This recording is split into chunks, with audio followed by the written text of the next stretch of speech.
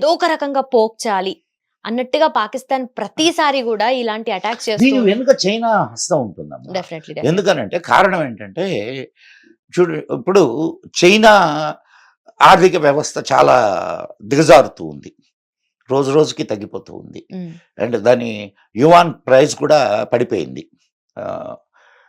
So ఇటువంటి సమయంలో వాళ్ళ దేశంలో ఉన్నటువంటి పరిశ్రమలు వెళ్ళిపోవడానికి సిద్ధంగా ఉన్నాయి.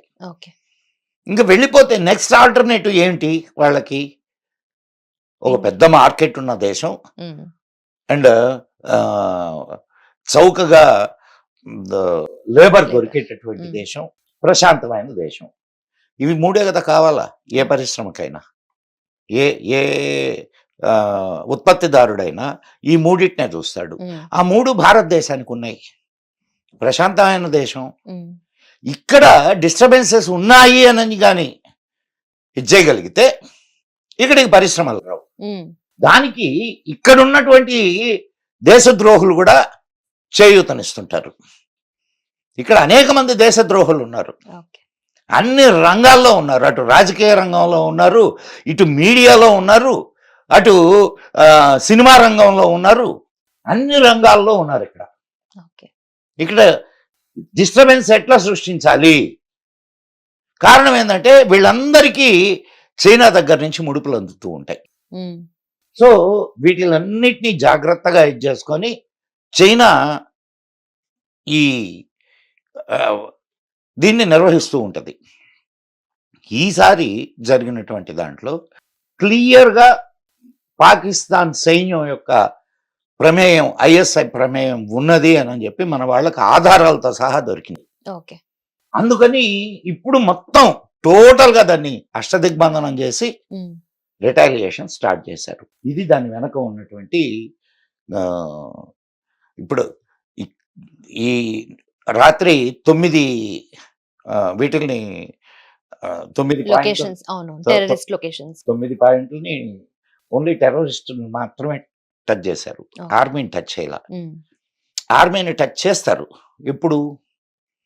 వాళ్ళు రిటాలియేట్ చేసినప్పుడు. ఆ రిటాలియేషన్ కోసం చూస్తున్నారు. రిటాలియేషన్ స్టార్ట్ అయిన మరుక్షణం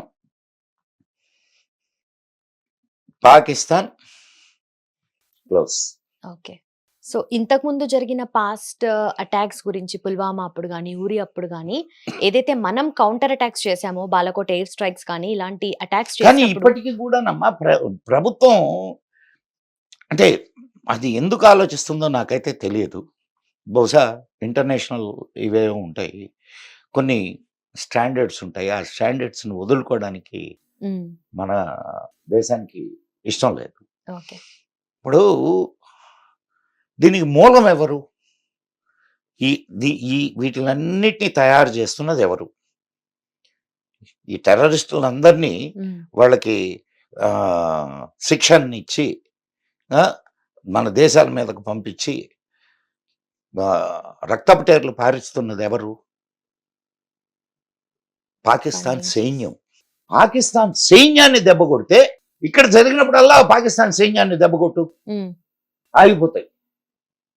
కానీ సైన్యాన్ని దెబ్బ కొట్టాలి అని అంటే ఒక ఇంటర్నేషనల్ ఇది కావాలా. ఇప్పుడు కూడా మనం టెర్రర్ అటాక్స్ వీటి మీద అటాక్ చేసాం.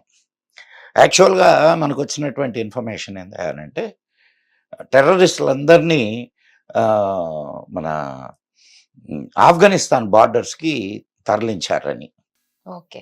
అయితే ఇప్పుడున్న అడ్వాంటేజ్ ఏంటంటే డ్యూరాండ్ లైన్ దగ్గర ఆఫ్ఘనిస్తాన్ సైన్యం అంటే మన తెహ్రీకే తాలిబాన్ వాళ్ళు అటాక్ చేస్తున్నారు పాకిస్తాన్ సైన్యం మీద. ఇటు బలూచిస్తాన్లో బలూచ్ లిబరేషన్ ఫ్రంట్ అటాక్ చేస్తుంది. సో ఇప్పుడు వ్యూహం ఎట్లా ఉంటుంది అనేది చూడాల, ఇది సైన్య వ్యూహం.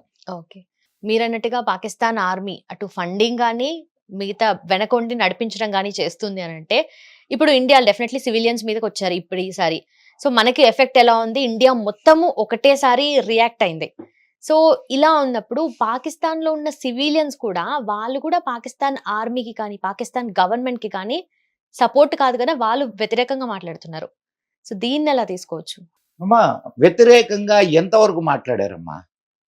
నిన్నటిదాకా కొంతమంది ఇప్పుడు ఎవరో కొందరు వ్యతిరేకంగా మాట్లాడొచ్చు. అవును. కానీ నువ్వు వాళ్ళ మీడియా వాళ్ళంతా చూస్తే భారతదేశాన్ని ఎరగదీసేస్తాం, భారతదేశాన్ని ఇదిగో మా దగ్గర న్యూక్లియర్ బాంబులు ఉన్నాయి, వేస్తే నాశనం అయిపోతాయి, హ్మ్. రక్తపు టేర్లు పాలిస్తాం, ఇన్ని మాటలు వినలేదా మనం? హ్మ్. ఆ? ఇప్పుడు మాకు చిన్నప్పుడు మేము కథ వినేవాళ్ళం. ఏంటి అనంటే ఒక మంచి ఫైల్మాన్, వాడికి ఒక సంఘటనలో కాళ్ళు పోయింది. ఓకే. కాళ్ళు పోతే వాడు ఇంకెట్లా బతకాలా, అందుకని ఊరి బయట ఒక ప్లాట్ఫామ్ వేసుకొని ఆడ కూర్చొని హ్మ్. వచ్చే వాళ్ళని బెదిరిస్తుండేవాడు. హ్మ్.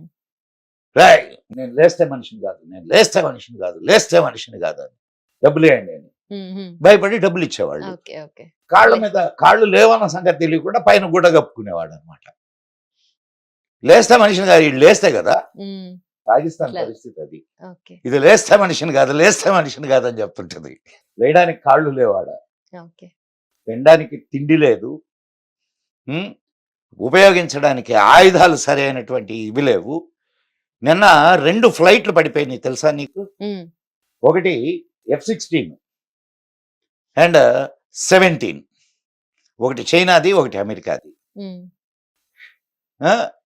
యుద్ధం మొదలే కాలేదు, హ్మ్. 2 ఫ్లైట్లు. నేను ఇందాక ఒక ఆర్మీ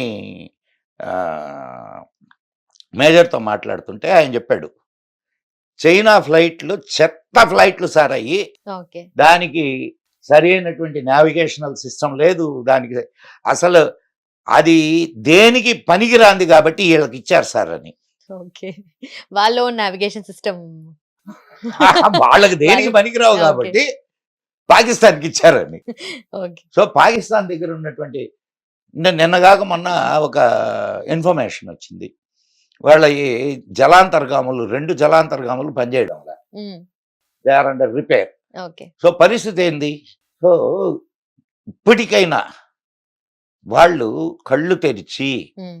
వీటిలన్నిటినీ కంట్రోల్ చేసి, ఇప్పుడు చూడమ్మా, ఇప్పుడు మనం అనౌన్స్ చేసిన తర్వాత వాడు హిట్ టీవీ యాప్, ఇందులో short news, live news, entertainment shows, movies, digital magazines తో పాటు మీ జిల్లా వార్తలను కూడా ఫ్రీగా చూడొచ్చు. అంతేకాదు కేజీ నుంచి పీజీ వరకు విద్యార్థులకు స్కాలర్షిప్ కూడా అందిస్తున్నాం. ప్రతి వారం 10 మందికి లక్కీ డ్రా ద్వారా ఒక్కొక్కరికి 10,000 రూపాయలు అందిస్తున్నాం. ఇంకెందుకు ఆలస్యం, వెంటనే హిట్ టీవీ యాప్ ని డౌన్లోడ్ చేసుకుని ఫ్రీగా ఎంటర్టైన్మెంట్ పొందండి. Hit TV app. Hit TV app. Please download Hit TV app. Hit TV యాప్ని ఫ్రీగా డౌన్లోడ్ చేసుకొని ఎంజాయ్ చేయండి. మీకు నచ్చిన ఎంటర్టైన్మెంట్ కోసం హిట్ టీవీ యాప్ ని ఫ్రీగా డౌన్లోడ్ చేసుకుని ఎంజాయ్ చేయండి. హిట్ టీవీ యాప్ని డౌన్లోడ్ చేసుకుని ఆస్వాదించండి, ఆశీర్వదించండి. ఇంతమంది సెలబ్రిటీలు హిట్ టీవీ యాప్ ని డౌన్లోడ్ చేసుకోండి అని చెప్తున్నారంటే ఎంత మంచి యాప్ ఆలోచించండి. అమెరికా అమెరికా అమెరికా అమెరికాలో చదవాలనుకునే వాళ్ళకి విశ్వసనీయమైన పేరు మన శౌర్య consultancy. UK Law 1 Year Masters. UK Law 1 Year Masters. 2 years work permit up to 5 years visa. Contact Saurya Consultancy. Contact 89851 89851.